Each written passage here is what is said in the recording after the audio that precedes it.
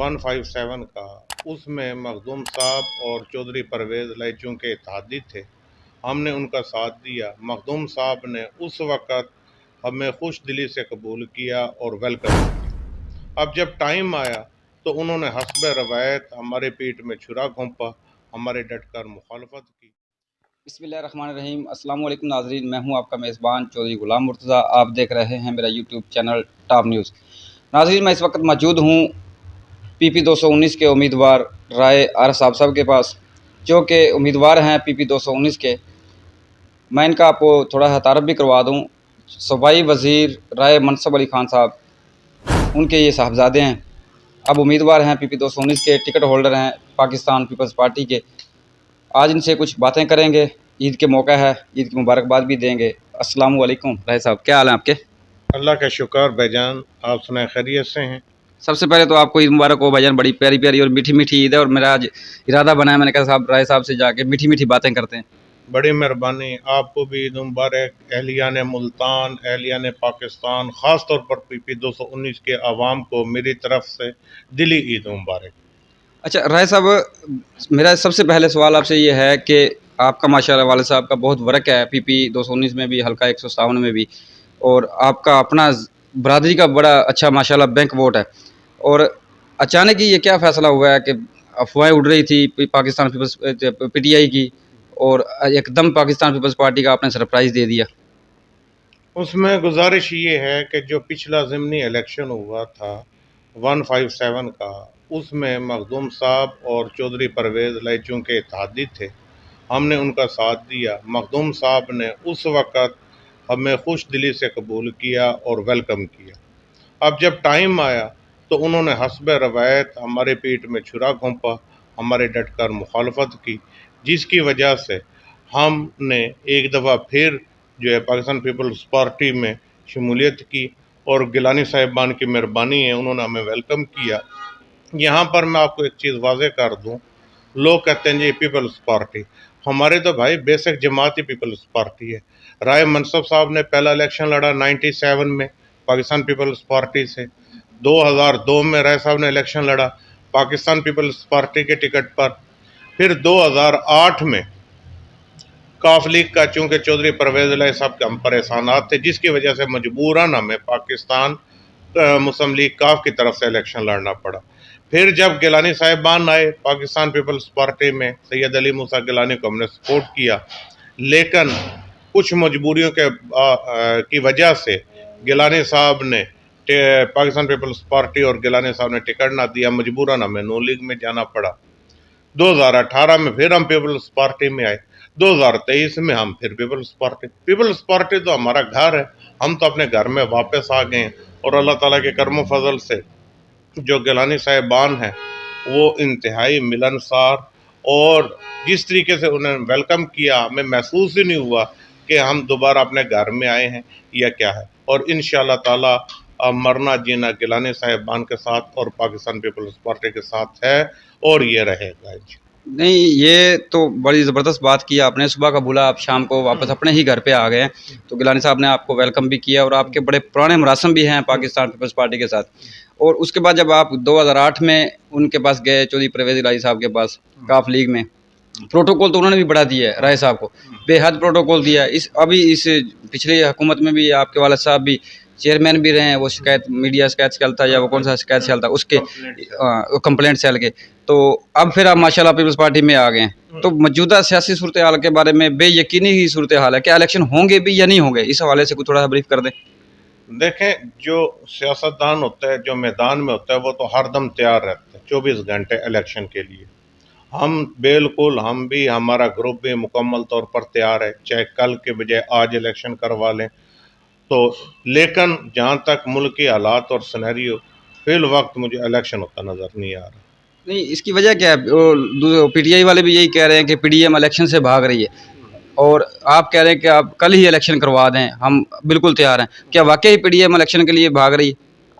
नहीं, मुझे तो हमारी जमात का पता है। वो अगले दिन जरदारी साहब ने भी कहा, हमारे चेयरमैन बिलाल भुट्टो साहब ने भी कहा, बड़े गिलानी साहब ने भी कहा कि हम तो हर दम तैयार हैं। हमारे जमात ना कभी पहले हम भागी इलेक्शन से, ना अब भागती है। हम इस वक्त भी तैयार हैं, पीपल्स पार्टी बिल्कुल हर टाइम इलेक्शन के लिए तैयार है। अच्छा, ये सिराजुल हक साहब हैं जो कि जमात इस्लामी के वो हैं, हेड हैं, वो अब वो बड़ा सालसी का किरदार अदा कर रहे हैं, बड़ा अहम किरदार अदा कर रहे हैं, पूरी पीडीएम को और आपकी अपोजिशन को, जमातों को एक टेबल पे लेके आना चाह रहे हैं। क्या ख्याल है कि उनकी ये काविश कामयाब हो जाएगी? असल इसको जो है पीटीआई गलत रंग दे रही है, वो ये कह रही है कि भाई शायद हम खौफजदा हैं, हम भाग रहे हैं, हालांकि ऐसी बात नहीं है। जो नुक्ता नज़र है वो सिर्फ ये है कि इलेक्शन जो है वो सारा इकट्ठा होना चाहिए, जर्नल इलेक्शन। इस तरीके से अगर इलादा इलादा होगा तो अनारकी फैलेगी, एक सूबे में अलग इलेक्शन, दूसरे में अलग इलेक्शन, बार बार बार बार इलेक्शन जो है मुल्क इसका मुतहम्मिल नहीं हो सकता। हमारा नुक्ता नज़र ये है कि जी इलेक्शन इकट्ठा होना चाहिए। इकट्ठे के लिए अब कोशिशें हो रही हैं, सिराजुल हक साहब भी, दूसरे सारे भी, बिलखसूस ये क्रेडिट जो है बिलावल भुट्टो जरदारी साहब को जाता है, जिन्होंने सबसे पहले कहा कि जी के मुज़ाकरात होने चाहिए। जब हम दूसरों के साथ मुज़ाकरात कर सकते हैं तो आपस में मुल्क की जितनी जमातें वो आपस में क्यों नहीं कर सकते। इंशाल्लाह बेहतर हाल निकलेगा। नुक्ता सिर्फ इतना है कि इलेक्शन इकट्ठे एक ही टाइम पर होने चाहिए, बाकी इसमें डरने वाली भागने वाली कोई बात नहीं है। पाकिस्तान पीपल्स पार्टी कल भी अवामी जमात थी, आज भी अवामी जमात है, कल भी तैयार थी, आज भी तैयार है, और इंशाल्लाह जब इलेक्शन होगा तो ये वक्त साबित करेगा कि सबसे ज़्यादा मकबूल तरीन जमात कौन है। तो जब रिज़ल्ट आएगा तो यही पता चलेगा पाकिस्तान पीपल्स पार्टी पाकिस्तान की सबसे मकबूल तरीन जमात। अच्छा, आप ख्याल में जो चौधरी परवेज इलाही साहब ने फैसला किया काफ लीग को छोड़ के, वो पीटीआई में जम हो गई, 10 सीटें 12 सीटें वो एमपीए की भी ले जाते थे, 2-4 सीटें एमएनए की भी ले जाते थे, बड़ी रिस्पेक्ट थी। फिर वज़ीर आला भी रह चुके हैं वो पंजाब के। तो इस हवाले से आप क्या कहेंगे कि अच्छा फैसला किया उन्होंने ये पीटीआई में जम करके अपनी पार्टी को बिल्कुल ही ख़त्म कर दिया? देखें, जहाँ तक ताल्लुक है चौधरी परवेज इलाही साहब का, वो हमारे मोहसिन है, उनसे हमारा बड़ा अच्छा ताल्लुक है, घर वाला ताल्लुक है। उनके कमेंट्स करता हुआ मेरे को अच्छा नहीं लगता। जो उनको ठीक लगा, सियासत में जो जिसको ठीक लगता है वो कर लेते हैं। उनको कुछ लगा होगा बेहतर तो उन्होंने वो फैसला कर लिया। आखिर में आप पीपी 219 की अपनी आवाम को, अपने वोटरों को, अपने सपोर्टरों को कोई पैगाम देना पसंद करेंगे? मैं दोस्तों से, लोगों से, आवाम से सिर्फ एक ही गुजारिश करना चाहूँगा कि भाई एक तरफ वो बंदा है जो मंशूर की करप्शन के खिलाफ बातें करता है, और उसका किरदार देखें, 5 साल उसका क्या किरदार रहा। 5 साल पहले उसके क्या हालात थे ज़ाती, आज उसके क्या हालात हैं। बरादरी इज़म के ऊपर वो क्या बात करता है।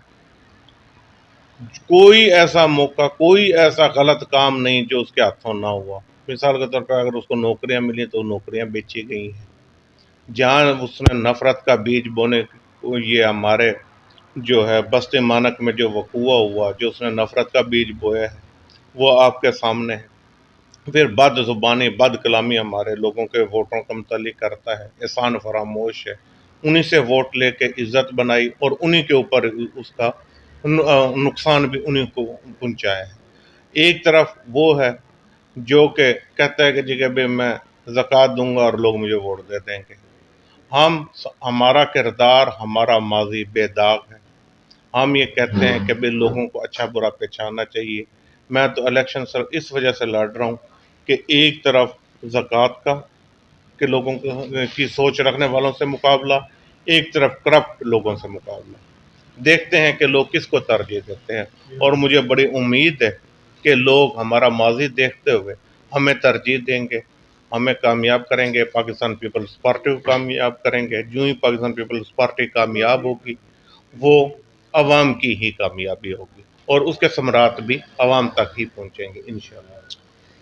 अच्छा, ये पहले भी अल्हम्दुलिल्लाह आपके वालिद साहब इक़्तिदार में आए, जीत के आए, नौजवान बच्चों को, बच्चियों की अच्छी खासी नौकरियां दी, तरक्याती कामों के जाल बिछा दिए, और अब भी अल्लाह करे आप अगर कामयाब हो जाते हैं तो आप क्या करेंगे हमारे नौजवान नस्ल के लिए, ख़ास तौर पे जो कि बेरोज़गार है, बहुत ही हालात ख़राब हैं, सफ़ेद पोश लोग हैं, पढ़े लिखे नौजवान जो डिग्रियां हाथ में लेकर होटलों पे या मजदूरी करते फिर रहे हैं मिस्त्रियों के साथ। इस हवाले से कोई आपने कोई अपने दिमाग में कोई पॉलिसी बनाई, इक़दामात किए कोई, या कोई आप हमारी आवाज़ वहाँ तक पहुँचाएँगे? उसमें गुजारिश ये है कि भाई राय साहब ने 2002 से लेके 8 तक जितनी रिकॉर्ड मुलाजमतें दी हैं, इतनी आज तक मैं दावे से कहता हूँ किसी MP MNA ने नहीं। और अल्हम्दुलिल्लाह जितनी दी किसी से 1% के रवादार कोई नहीं। आज हमारे जो हरीफ हैं उन्होंने जितनी मुलाजमतें दी हैं सारी सेलेंट की गई हैं, जिसका मैं नहीं कहता, मीडिया में आवाम में सबको शऊर है कि भाई किस तरीके से लोगों ने मुलाजमतें ली। हम अल्हम्दुलिल्लाह हमने 1% के रवादार कोई नहीं। तरक्याती काम आज भी अगर देख लें, मेरे वालिद राय मनसब साहब से ज़्यादा किसी ने नहीं करवाया। हालांकि इनके पास भी अब 4 साल का PTI का इक़्तिदार गुजरा, इन्होंने क्या किया, कुछ भी ना किया। इंशाअल्लाह ताला अल्लाह ताला ने मौका दिया तो उससे बढ़कर करेंगे, असम्बली में भी आवाज़ उठाएंगे। और जो ये नौजवानों को रोज़गार का जो है, वो रोज़गार तो देती पीपल्स पार्टी है, इसकी तो रवायत ही यही रही है। और इंशाल्लाह अब फिर जब पाकिस्तान पीपल्स पार्टी इक़्तिदार में आएगी तो सबसे पहले नौजवानों को रोज़गार का करेगी।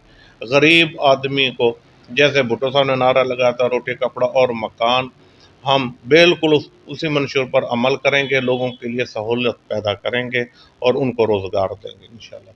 बहुत शुक्रिया राय आरफ अली साहब बड़ी प्यारी प्यारी खूबसूरत बातें कर रहे थे। अपने मेज़बान को इजाज़त दीजिए, अगले प्रोग्राम तक के लिए। पाकिस्तान जिंदाबाद।